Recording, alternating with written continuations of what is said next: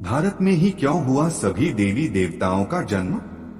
भारत की भूमि को हिंदू देवी देवताओं की जन्मभूमि माना जाता है।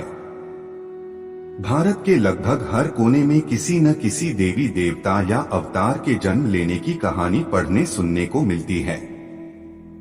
भगवान विष्णु के सभी अवतार भारत भूमि पर ही हुए हैं, जिनमें से सबसे ज्यादा प्रसिद्ध भगवान राम और श्री कृष्ण भगवान, जिनकी युगों युगों से पूजा होती है और होती रहेगी। उन्होंने भी अपने जन्म के लिए भारत माता के पवित्र कोख का ही चयन किया। वीडियो में आगे बढ़ने से पहले हमारे YouTube चैनल जीवन ज्ञान संगम को लाइक सब्सक्राइब करें और कमेंट में जय श्री राम लिख दे।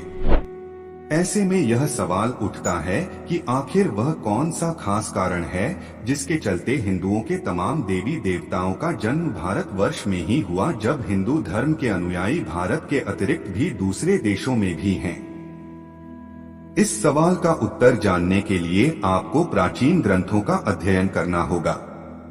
मार्कंडेय पुराण के अनुसार बताया जाता है कि आज भारत का क्षेत्रफल जितना दूर में फैला है, प्राचीन काल में वह उससे कई गुना ज्यादा बड़ा था और तब उस भूभाग को जम्बूद्वीप के नाम से जाना जाता था। मार्कंडेय पुराण के अनुसार जम्बूद्वीप उत्तर और दक्षिण के बजाय मध्य के क्षेत्र में सबसे ज्यादा फैला हुआ था और फैलाव क्षेत्र को मेरुवर्ष या फिर इलावर्त के नाम से भी लोग जानते थे। प्राचीन काल में एक चक्रवर्ती सम्राट हुए थे जिनका नाम कुरुरबा था। उनकी माता का नाम इलावर्त था। इलावर्त के क्षेत्र के मध्य में सुनहरे मेरु पर्वत का निवास था, जिन्हें पहाड़ों का राजा कहा जाता था। उस पहाड़ के ऊपर भगवान ब्रह्मा का नगर था, जो ब्रह्मपुरी के नाम से जाना जाता था। ब्रह्मपुरी के निकट ही लगभग 8 की संख्या में शहर बसे हुए था, जिसमें से एक भगवान इंद्र का तो अन्य शहरों में अन्य देवी देवताओं के भवन होना बताया गया है। त्रेता युग में क्या कहा गया है? पुराणों में त्रेता युग से संबंधित विवरण को पढ़ने पर पता चलता है कि भगवान राम के अवतरण से भी हजारों साल पहले मनु स्वयंभू मनु के पौत्र और प्रियव्रत के पुत्र ने ही भारतवर्ष की नींव डाली थी। उन्होंने ही इस भारत को बसाया था। उस काल में इस भूभाग का नाम कुछ और ही था। कुछ लोग मानते हैं कि इस भारत देश का नाम भगवान राम के नाम पर पड़ा है, लेकिन धर्म ग्रंथों में इस संबंध में अलग अलग मत देखने को मिलते हैं।